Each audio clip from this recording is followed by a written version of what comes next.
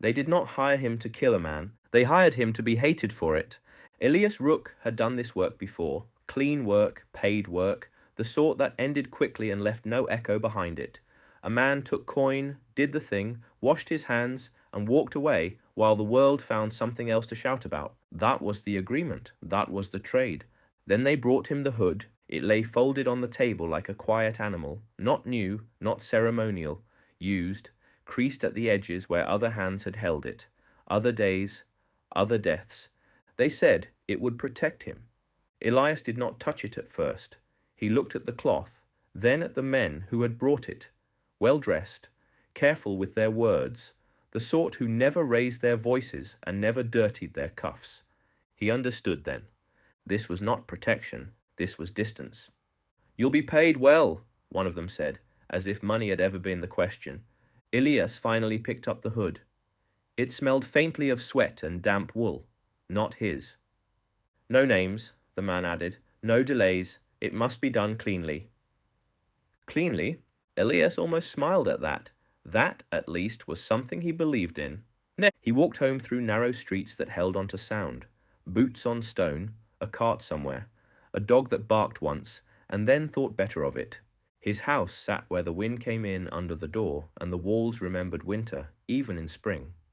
His wife looked up when he entered. She did not ask at once. She saw the coin. She saw the hood. That was enough. "How long?" she asked. "A few days." She nodded. Not approval, not refusal, just the sort of understanding that comes when there are not many choices left to understand. Their boy sat at the table with a piece of bread gone hard at the edges. He chewed it like it might fight back. Elias set the coin down. It made a small, solid sound. That sound carried more weight than any speech. "You'll take it then," she said. He did not answer straight away. He loosened his collar. The fabric scratched his neck. "If I don't," he said, "someone else will, and they may not do it well." She held his gaze. "That's what you tell yourself?" He shrugged once. "It's true." That was the problem. The hood sat in his house that night. It did not belong there. It watched the room without eyes. It waited. Elias tried it on once. The world narrowed at once. Breath grew warm and close. Sound dulled, like it had been pushed behind a door. He lifted it off again. They weren't hiding him. They were removing him. By morning, the city had already decided who he was. No one had seen him, not properly, but they knew. They always knew. A man in a tavern swore the executioner was a butcher who'd begged for the work. Another said he was a foreigner, brought in so no honest Englishman would stain himself. A third claimed he smiled when he did it. Pamphlets began to appear before the scaffold was even built. Woodcuts, rough shapes, a man with a hood, always the same shape, always wrong. Elias read one in the street. He held it in thick fingers. "The king's hand," it called him. He almost laughed. A hand, that was generous. He went once to refuse. He found the same men, the same room, the same careful voices. "I won't do it," he said. They listened. They nodded. They understood. Of course they did. "Your son," one of them said gently, "was due to begin his apprenticeship this summer. Was he not?" Elias did not move. "And your landlord," another added, "has been very patient." The room stayed quiet after that.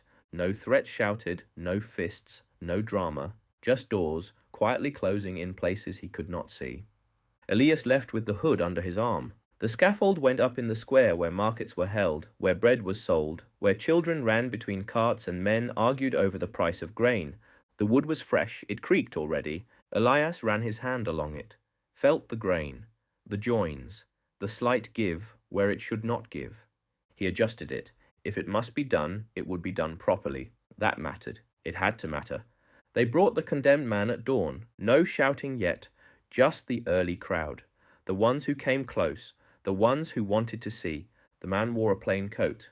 No drama to him, no performance. He stepped up without help. That, Elias noticed, that always mattered. Up close, the man's face was thinner than Elias expected. Not weak, just finished.